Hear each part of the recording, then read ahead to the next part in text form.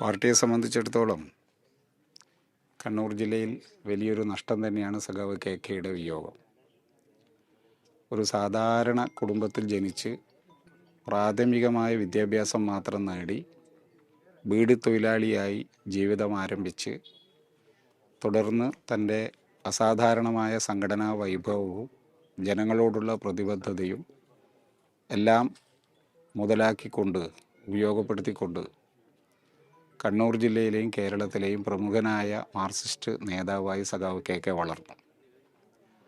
ബീഡിത്തൊഴിൽ എടുക്കുന്ന ഘട്ടത്തിൽ പരന്ന വായനയും അതിലൂടെ നേടിയെടുത്തിട്ടുള്ള മാർക്സിയൻ പ്രത്യയശാസ്ത്രം സംബന്ധിച്ച അവധാനതയും അതേപോലെ രാഷ്ട്രീയ കാര്യങ്ങളോടുള്ള അങ്ങേയറ്റത്തെ പ്രതിബദ്ധതയും എല്ലാമാണ് സഖാവ് കെയിൽ നമുക്ക് കാണാൻ വേണ്ടി കഴിഞ്ഞിട്ടുള്ളത്. തുടർന്ന് പാർട്ടി നിരവധി ചുമതലകൾ അദ്ദേഹത്തെ ഏൽപ്പിക്കുകയുണ്ടായി. പാർട്ടിയുടെ പെരളശ്ശേരി ലോക്കൽ സെക്രട്ടറിയായി ദീർഘകാലം പ്രവർത്തിച്ചു. തുടർന്ന് എടക്കാട് ഏരിയ സെക്രട്ടറിയായി, അതിനുശേഷം ജില്ലാ സെക്രട്ടേറിയറ്റ് മെമ്പറായി, ഇങ്ങനെ പടിപടിയായി പാർട്ടി സംഘടനാ രംഗത്തെ അദ്ദേഹം ഉയർന്നു വരികയുണ്ടായി. അതോടൊപ്പം വിവിധ ജനാധിപത്യ സ്ഥാപനങ്ങളുടെ ഉത്തരവാദിത്വവും പാർട്ടി ഏൽപ്പിച്ചു. പ്രധാനപ്പെട്ട ഒരു പ്രവർത്തന മേഖല സഹകരണ രംഗമായിരുന്നു. സഹകരണ രംഗത്ത് വലിയ സംഭാവനയാണ് സഖാവ് കെ ചെയ്തിട്ടുള്ളത്. കണ്ണൂർ AKG ആശുപത്രിയുടെ പ്രസിഡന്റ്, അതേപോലെ ജില്ലാ കോഓപ്പറേറ്റീവ് ബാങ്കിൻ്റെ പ്രസിഡന്റ്, തുടർന്ന് വിസ്മയ പാർക്ക്, കേരളമാകെ ഇന്നറിയപ്പെടുന്ന ഏറ്റവും പ്രധാനപ്പെട്ട ഒരു സ്ഥാപനമാണ് വിസ്മയ പാർക്ക്, അതിൻ്റെ പ്രസിഡന്റ്, അങ്ങനെ നിരവധി സഹകരണ സ്ഥാപനങ്ങളുടെ തലപ്പത്തിരുന്നു കൊണ്ട് സഹകരണ മേഖലയെ ശക്തിപ്പെടുത്താനും അദ്ദേഹം പരിശ്രമിക്കുകയുണ്ടായി.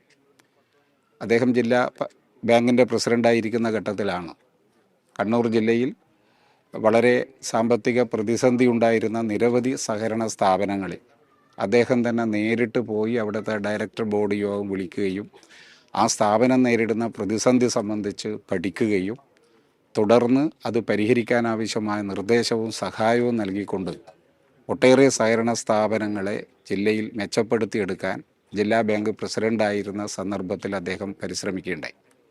ഇപ്പം അദ്ദേഹം സംസ്ഥാന സഹകരണ യൂണിയൻ്റെ മാനേജിംഗ് കമ്മിറ്റി അംഗമാണ്. മിനിയാന്ന് തൃശ്ശൂരിൽ നടന്നിട്ടുള്ള സഹകരണ വാരാഘോഷ പരിപാടിയിൽ സജീവമായി പങ്കെടുത്തതിന് ശേഷം രാത്രിയാണ് അദ്ദേഹം തിരിച്ച് വീട്ടിലെത്തിയിട്ടുള്ളത്. ഇന്നലെ കൂത്തുപറമ്പിൽ നടന്നിട്ടുള്ള സഹകരണ വാരാഘോഷത്തിൻ്റെ സർക്കിൾ തലത്തിലുള്ള പരിപാടിയുടെ സമ്മാനദാനവും സഖാവായിരുന്നു.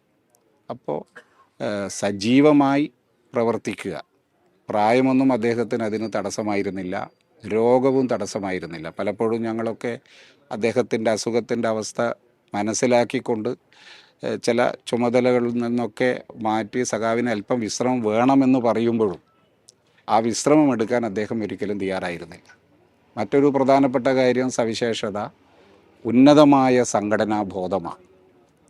അത് അദ്ദേഹത്തിൽ കണ്ടിട്ടുള്ള അസാധാരണമായിട്ടുള്ളൊരു സവിശേഷതയാണ്.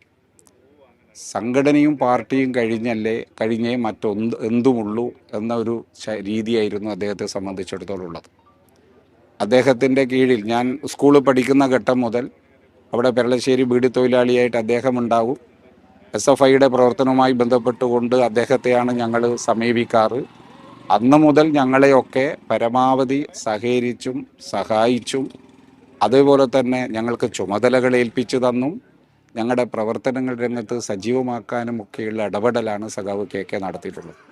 എന്നെ സംബന്ധിച്ചിടത്തോളം സഖാവ് കെ ഒരു രാഷ്ട്രീയ ഗുരുനാഥനും വഴികാട്ടിയും ഉപദേശകനുമാണെന്ന് പറയാം. പലപ്പോഴും ഞങ്ങളുടെ പ്രവർത്തനങ്ങളുടെ ഭാഗമായിട്ടുണ്ടാകുന്ന എന്തെങ്കിലും പോരായ്മകളൊക്കെ ഉണ്ടെങ്കിൽ ചൂണ്ടിക്കാണിക്കുകയൊക്കെ ചെയ്തുകൊണ്ട് നമ്മളെയൊക്കെ ഒരു യഥാർത്ഥ സംഘടനാ പ്രവർത്തകനാക്കി മാറ്റിയെടുക്കുന്നതിൽ അദ്ദേഹത്തിനുള്ള ഒരു പങ്ക് ഞാൻ ഓർമ്മിക്കുകയാണ്.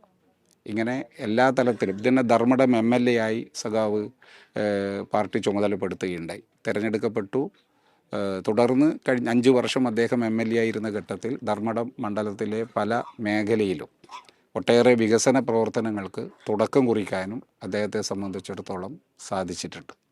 അപ്പോൾ കമ്മ്യൂണിസ്റ്റ് പാർട്ടിക്ക് മാത്രമല്ല പൊതുസമൂഹത്തിനും സഖാവ് കെയുടെ വിയോഗം വലിയ നഷ്ടമാണ് എന്നുള്ള കാര്യത്തിൽ യാതൊരു സംശയമില്ല.